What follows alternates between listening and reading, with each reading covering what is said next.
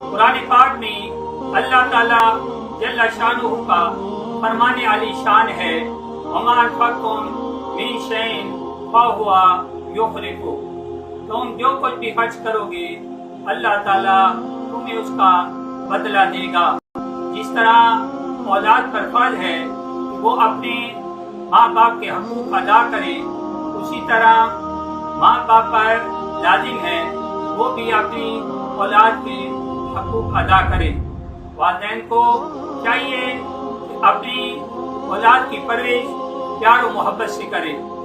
رسول خدا صلی اللہ علیہ وسلم اپنی اولاد سے بے حد پیار و محبت کرتے تھے۔ جب اپنی پیاری بیٹی حضرت فاطمہ کو دیکھتے تو آپ کے چہرہ مبارک پر خوشی کے آثار ظاہر ہونے لگتے تھے۔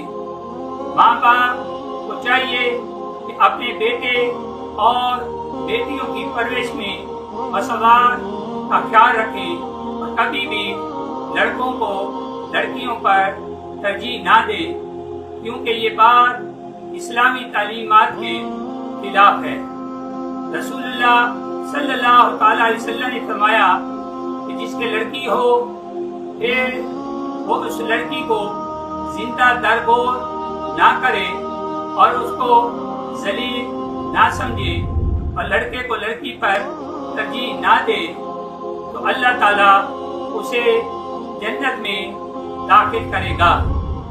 ماں باپ پر یہ بھی لازم ہے کہ وہ اپنی اولاد کو حلال کمائی سے کھلائیں اور پہنائیں، حرام سے خود بھی بچیں اور اولاد کو بھی حرام سے بچائیں۔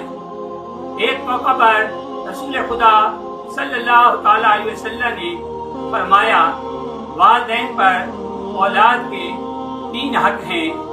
اول، پیدائش کے بعد اس کا عمدہ نام رکھے، یعنی جس کے معنی اچھے ہوں۔ 2، سمجھدار ہونے پر آداب شرعی سکھائے، قرآن پاک پڑھائے۔ 3، بالغ ہونے پر اس کی شادی کر دے۔